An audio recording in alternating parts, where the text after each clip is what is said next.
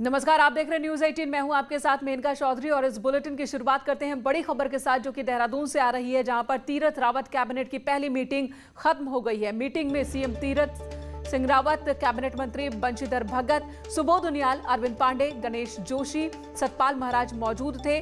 मंत्रियों के विभागों के बंटवारे के बाद यह पहली कैबिनेट मीटिंग हो रही थी, जो कि अब खत्म हो गई है। और इस मीटिंग के दौरान 4 साल के कामकाज में कई फैसलों की तारीफ भी की गई।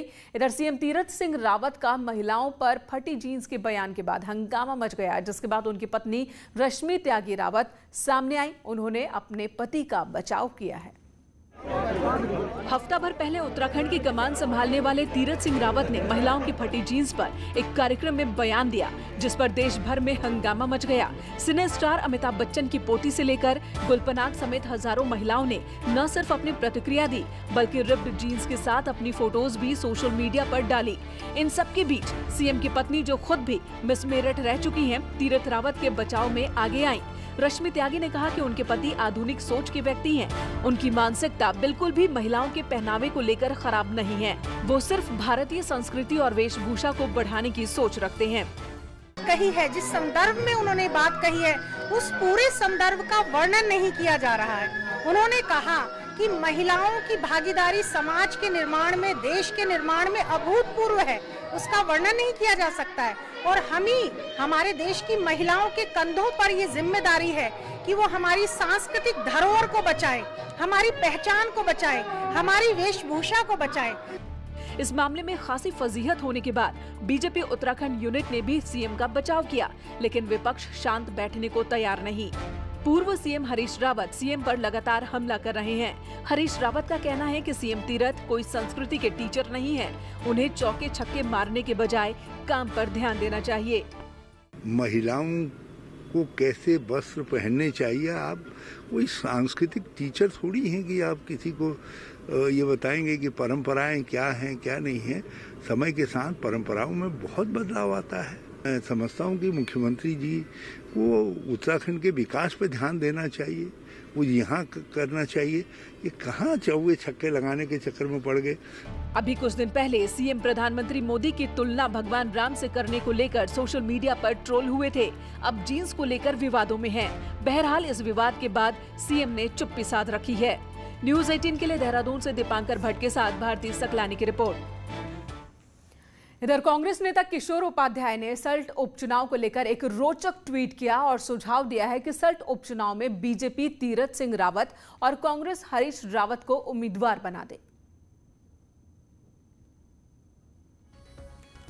तो मेरा सुझाव है कि सल्ट विधानसभा उपचुनाव में आमने सामने हो जाएं सीएम तीरथ सिंह रावत और पूर्व मुख्यमंत्री हरीश रावत। ये सुझाव कांग्रेस नेता किशोर उपाध्याय ने बीजेपी को दिया है। तो कांग्रेस के पूर्व प्रदेश अध्यक्ष किशोर उपाध्याय को पूर्व सीएम हरीश रावत ने शुक्रिया कहा। सल्ट सीट से चुनाव लड़ने की बात पर हरीश रावत का कहना है कि ये राज्य हित में नहीं है। हरीश रावत ने कहा कि सल्ट में कांग्रेस के पास ऐसे उम्मीदवार हैं जो मुख्यमंत्री को भी हरा सकते हैं और 2017 में भी हार का अंतर बहुत कम था। मैं किशोर जी का बहुत आभारी हूँ, वो मेरे विषय में सोचते हैं, मगर राज्य के हित में मैं समझता हूँ ये विचार स्तुत्य नहीं है, उचित नहीं है। और यूं भी सल्ट के अंदर हमारे पास ऐसे उम्मीदवार हैं जो किसी मुख्यमंत्री को हराने के लिए सक्षम हैं। और पिछली बार जो हमारी उम्मीदवार चुनाव लड़ी थी वो बहुत कम वोटों से हारी थी, बहुत, और निरंतर काम कर रही हैं। उत्तराखंड में कांग्रेस की परेशानी भी यही है। जब भी कोई बड़ा मौका होता है कि ये बीजेपी पर हमलावर हो, आपस में ही लड़ जाते हैं। इधर बीजेपी सरकार के आज 4 साल पूरे हो गए। हालांकि चौथे साल के आखिर में सत्ता परिवर्तन में भी देखने को मिला, जब तीरथ सिंह रावत को कमान सौंप दी गई। 18 मार्च 2017 को त्रिवेंद्र रावत ने मुख्यमंत्री पद की शपथ ली थी और 10 मार्च 2021 को तीरथ सिंह रावत मुख्यमंत्री बने। आपको बता दें कि त्रिवेंद्र सिंह रावत के शपथ ग्रहण समारोह में पीएम मोदी भी शामिल हुए थे। तो 57 विधायकों के साथ बहुमत के साथ सरकार उत्तराखंड में बनी थी बीजेपी की। त्रिवेंद्र सिंह रावत ने 18 मार्च 2017 को सीएम पद की शपथ ली थी। 4 साल बीत गए हैं, लेकिन 4 साल से ठीक 9 दिन पहले, 4 साल पूरे होने के 9 दिन पहले ही त्रिवेंद्र सिंह रावत ने इस्तीफा दे दिया, जिसके बाद तीरथ सिंह रावत को उत्तराखंड की कमान सौंपी गई। और 10 मार्च 2021 की ये तस्वीर आपके सामने, जब तीरथ सिंह रावत ने बतौर मुख्यमंत्री शपथ ली। वहीं बीजेपी सरकार के 4 साल पूरे होने पर पूर्व मुख्यमंत्री त्रिवेंद्र सिंह रावत ने प्रदेश की जनता को शुभकामनाएं दी और कहा कि बीजेपी ने पारदर्शी तरीके से करप्शन फ्री और ईमानदार सरकार देने की कोशिश की। साथ ही सड़क, स्वास्थ्य, पानी और महिलाओं के लिए बड़े फैसले भी लिए। 4 साल के कार्यकाल को ऐतिहासिक बताया पूर्व मुख्यमंत्री त्रिवेंद्र सिंह रावत ने। पहले तो मैं प्रदेशवासियों को बहुत बधाई दूंगा कि आज उत्तराखंड में भारतीय जनता पार्टी सरकार के 4 वर्ष पूरे हुए हैं। मुझे भी सौभाग्यवश 4 वर्ष में कुछ कम दिन इस राज्य के मुख्य सेवक के रूप में, मुख्यमंत्री के रूप में काम करने का अवसर मिला है। और इस दौरान मैंने कोशिश की कि राज्य को हम एक बेहतर ईमानदार सरकार दें, एक पारदर्शी सरकार दें और भ्रष्टाचार मुक्त सरकार दें। और अब आपको सीधे लिए चलते हैं देहरादून, जहां पर कैबिनेट मीटिंग के बाद कैबिनेट मंत्री सुबोध उनियाल मीडिया के सामने आए हैं। सुनते हैं उन्हें। और जो 11,98,13,000 का 9,000 मैन पावर, कुल मिला के ये 36.64 करोड़ का ये प्रोजेक्ट था। लेकिन इसमें व्यावहारिकता देखते हुए इसको 4 जोन में बांटने का निर्णय लिया, जिसमें पहला जोन है कनखल, दूसरा मायापुर, तीसरा भूपतवाला और चौथा गौरी शंकर। ये मैन पावर को कनखल, मायापुर, भूपतवाला और गौरी शंकर। भूपतवाला, गौरी शंकर, भूपतवाला और गौरी शंकर, क्योंकि इसमें जो बाकी कुल 5 थे कुंभ क्षेत्र में, जिसमें मुनिकरेती, ऋषिकेश, स्वर्गाश्रम और शिवालिक नगर, इनमें ये पूरा इसका प्रारंभ हो चुका था। लेकिन हरिद्वार में कुछ व्यवहारिक परेशानी आ रही थी, उसको देखते हुए 4 जोन में मैन पावर को बांटने का निर्णय लिया। और इसमें 10% एक्सीड हुआ है, जो पैसा पहले लग रहा था उसमें 10% बढ़ा है। तो ये कुल मिलाकर के 249.76 लाख रुपए, जो हमारा पहले 36.6460 था, उसमें 2.49 2,49,76,000 रुपए की बढ़ोतरी भी हुई है, जिसका आज माननीय मंत्रिमंडल ने अनुमोदन देने का काम किया। चौथा, केवल एक छोटा सा, क्योंकि एक व्यावहारिकता की स्थिति पैदा होती थी, बाकी प्रदेशों में गोपन विभाग को मंत्रिमंडल के नाम से जाना जाता था, और जब यहाँ के कुछ पत्राचार दूसरे प्रदेशों से किए जाते थे तो वो गोपन से कभी कभी गोपन नाम होने से एक भ्रम की स्थिति पैदा होती थी कि आखिर गोपन है क्या। तो इसमें पैरिटी लाने के लिए गोपन विभाग का नाम बदलकर मंत्री परिषद करने का निर्णय लिया है। अब उसको मंत्री परिषद के नाम से जाना जाएगा। गोपन को मंत्री परिषद के नाम से जाना जाएगा। जी, गोपन नहीं है, अब ये मंत्री परिषद हो गया। अब गोपन ओपन हो गया और मंत्री परिषद गोपन हो गया। और एक बहुत महत्वपूर्ण निर्णय, क्योंकि 8 मार्च 2011 को उत्तराखंड सरकार के द्वारा जो ये आपका फोर्टिज हेल्थ सेंटर लिमिटेड नई दिल्ली, इनको कोरोनेशन हॉस्पिटल में इनको 10 साल का एक एग्रीमेंट किया गया था, जो 7 मार्च को समाप्त हो गया। तो कई अहम फैसले आज कैबिनेट मीटिंग के दौरान लिए गए और उन्हीं फैसलों के बारे में सुबोध उनियाल इस वक्त बता रहे हैं। बीजेपी सरकार के 4 साल पूरे हुए हैं। बेहद अहम है आज का दिन उत्तराखंड बीजेपी के लिए, लेकिन कांग्रेस ने इस मौके पर बीजेपी सरकार को घेरने का काम किया, घेरने की कोशिश की। कांग्रेस ने प्रेस कॉन्फ्रेंस किया है। कांग्रेस प्रदेश प्रभारी देवेंद्र यादव ने कहा कि जनता को बीजेपी से बहुत ज्यादा उम्मीदें थी। बीजेपी ने जनता को झूठे सपने दिखाए थे।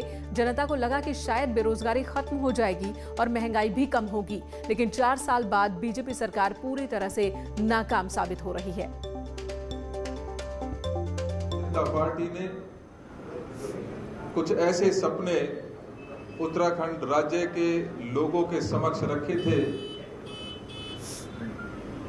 एक ऐसा परिदृश्य दिखाया था कि आने वाला समय शायद बेरोजगारी नहीं होगी, शायद महंगाई नहीं होगी,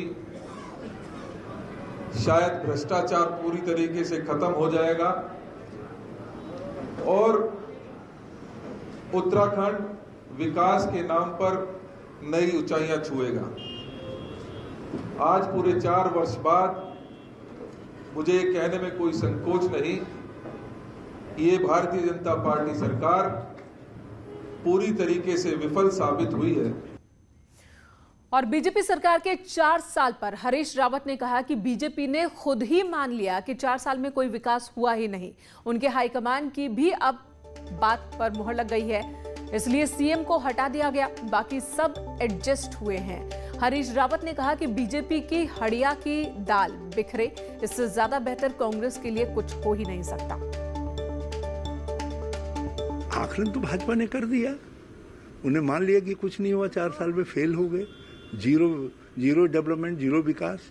तो अब उसमें कुछ कहने की तो सरकारी मुहर लग गई और भाजपा के हाईकमांड की मुहर लग गई। इसीलिए तो एक केवल मुख्यमंत्री हटा, बाकी तो सब समाजित हो गए। हंडिया चौराहे पर फूटे और दाल उनकी हंडिया की दाल बिखरे, इससे बढ़िया कांग्रेस के लिए मौका क्या हो सकता है। उत्तराखंड की जनता भी इस हंडिया फोड़ तरीके का आनंद ले रही है। उधर देहरादून में आम आदमी पार्टी ने भी प्रदर्शन किया। पुलिस वालों ने जब रोकने की कोशिश की आप कार्यकर्ताओं को, तो उनके साथ कार्यकर्ताओं ने धक्का मुक्की की। आपको बता दें, आम आदमी पार्टी के कार्यकर्ता सीएम आवास का घेराव करने जा रहे थे। 4 साल पूरे होने के मौके पर सरकार के खिलाफ प्रदर्शन चल रहा था और इसी बीच सीएम आवास के घेराव के दौरान पुलिस ने रोकने की कोशिश की। तो नजारा जो बना वो आपके टीवी स्क्रीन पर। इधर ब्लॉक प्रमुख संगठन के प्रदेश अध्यक्ष महेंद्र राणा ने आज सीएम तीरथ सिंह रावत से मुलाकात की। इस दौरान ब्लॉक प्रमुख संगठन का प्रतिनिधिमंडल भी मौजूद था और मुख्यमंत्री से इन्होंने मांग की कि क्षेत्र पंचायत प्रतिनिधियों का फंड पहले की तरह ही रिलीज किया जाए। वहीं मुलाकात के बाद ब्लॉक प्रमुख संगठन के प्रदेश अध्यक्ष महेंद्र राणा ने कहा कि मुख्यमंत्री ने मांगों पर कार्रवाई का भरोसा दिया है। प्रमुख संगठन के सभी लोग हम माननीय मुख्यमंत्री से मिले और माननीय मुख्यमंत्री जी ने बड़े अच्छे हमारे को बड़ा आश्वासन दिया। उन्होंने कहा कि आपकी मांगें जल्दी जल्दी हम पूरी करेंगे और जो भी हमारे क्षेत्र पंचायत की समस्या हैं सब दूर की जाएंगी और उन्होंने अधिकारियों को निर्देश किए। चलिए बात कर लेते हैं सल्ट विधानसभा उपचुनाव की। उत्तराखंड में कोरोना काल में सल्ट का उपचुनाव पहला चुनाव होगा। सल्ट विधानसभा के उपचुनाव में वोटर्स को इस बार 1 घंटे का अधिक वक्त दिया जाएगा, यानी उपचुनाव में सुबह 7 बजे से लेकर शाम 5 बजे तक वोटिंग होगी।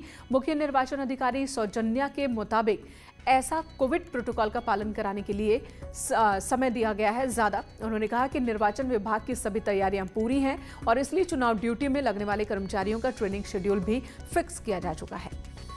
हमारा जो पूरा शेड्यूल है वो डेट ऑफ नोटिफिकेशन 23 मार्च को हो जाएगा। उसके बाद जो लास्ट डेट ऑफ नॉमिनेशन, जिस दिन तक आप नॉमिनेशन ले पाएंगे वो 30 मार्च तक होगा। उसके बाद जो स्क्रूटिनी उसका रिकॉर्ड्स का होता है नॉमिनेशन पेपर्स का, वो 31 को हो जाएगा और विड्रॉयल जो कैंडिडेट्स का होगा तो वो 3 तक हो जाएगा। डेट ऑफ पोल जो है वो 17 तारीख को है, डेट ऑफ काउंटिंग 2 तारीख को है और date before which the election will be completed वो 4 तारीख को है। तो हमारा पूरा तैयारी है इसमें। रुड़की के कलियर इलाके में एक पटाखा फैक्ट्री में आग लग गई। हादसे में 2 मजदूरों की मौत हो गई, 2 घायल हुए जिन्हें हॉस्पिटल ले जाया गया। आग पर फायर ब्रिगेड की गाड़ियों ने काबू पाया। आग लगने की वजहों का अभी तक पता नहीं चल पाया है। ईरान कलियर क्षेत्र में आज ये पटाखे बनाने की ये फैक्ट्री पर आज एक आग लगने की सूचना मिली थी। उसमें प्रशासन भी यहाँ पर पहुँचा, बाकी लोगों ने जल्दी पहुँच के जो भी इसमें रेस्क्यू हो सकता था वो किया गया। इसमें मौके पे जो 2 लोगों की मृत्यु हुई है, बाकी इसमें 2 लोग घायल हैं जिन्हें हॉस्पिटल भेज दिया गया है। उनकी हालत वैसे अभी तो ठीक है। उधर खटीमा टनकपुर रोड पर एक लड़की से मोबाइल फोन लूटने की कोशिश हुई। सीसीटीवी फुटेज में साफ दिखा सड़क से गुजर रही लड़की के हाथ से एक युवक मोबाइल फोन छीनने की कोशिश करता है। बताया ये जा रहा है कि घटना उस वक्त हुई जब लड़की कोचिंग के लिए जा रही थी। अरे यार जी रिवर्स में क्यों चल रही है? एक ब्रेक के लिए रुकेंगे, तुरंत लौटते हैं। और अब खबर चमोली से, जहां पर विकास नगर में नंद प्रयाग घाट सड़क चौड़ीकरण की मांग को लेकर बीते 104 दिन से धरना चल रहा है। यहां पर धरने पर बैठे लोगों के समर्थन में जब स्थानीय विधायक पहुंचे तो लोगों ने उन्हें भी काले झंडे दिखाए। धरने पर बैठे लोगों को जैसे ही पता चला कि स्थानीय विधायक मुन्नी देवी क्षेत्र की एक सड़क का उद्घाटन करने पहुंच रही हैं, वैसे ही वहां आंदोलनकारी भी इकट्ठा हो गए, जमकर नारेबाजी की। इसके बीच जाना मुझे उचित भी नहीं लगता है और इसलिए मैं वापस आ रही हूँ। जिस तरीके से वो लोग विरोध कर रहे हैं लगातार, तो क्या आप उस मांग को लेकर आगे किस तरीके से पैरवी कर रहे हैं? उस मांग को लेकर वैसे तो हमारे सीएम साहब जो पूर्व के सीएम थे, उन्होंने डेडलाइन की घोषणा कर दी है और आने वाले समय पे हम उसको तुरंत उस पर काम शुरू करा रहे हैं। इधर पौड़ी के पास प्रेमनगर और गडोली के बीच हाईवे पर इन दिनों गुलदार का खौफ है। अब तक गुलदार 2 लोगों को घायल कर चुका है। 1 महीने बाद भी वन विभाग ने इस इलाके में कोई पिंजरा नहीं लगाया, जिससे स्थानीय लोगों में नाराजगी है। डर लगता है, हो सकता है बाहर भी नहीं निकल रहे हम लोग, कम जा रहे हैं लोग भी। मेरे को घायल किया जी, एकदम से आके अटैक कर दिया, एकदम से नाखून नुकून आ रहे, पूरा घायल गया पूरा पैर। इसमें वन विभाग के अधिकारी से मैंने जानकारी लिया है, उसको एक बार जांच कर ली जाएगी कि क्या उसमें कोई समस्या तो नहीं है, क्या मेडिकली वो शिकार करने में संभव नहीं है, इसलिए शायद शहरी क्षेत्र में आ रहा है या रिहायशी इलाकों में आ रहा है। अगर ऐसी संभावना है तो वहाँ पिंजरा लगाना आवश्यक रहेगा और उसको सुनिश्चित किया जाएगा। इधर नए पेयजल मंत्री बिशन सिंह चुफाल की विधानसभा पिथौरागढ़ में पेयजल योजना को अंतिम रूप देने का काम जोरों पर है। जल निगम ने भातड़ पेयजल योजना का दूसरे चरण का ट्रायल किया और इस पेयजल योजना से डीडीहाट नगर को 1.5 MLD पेयजल दिया जाएगा।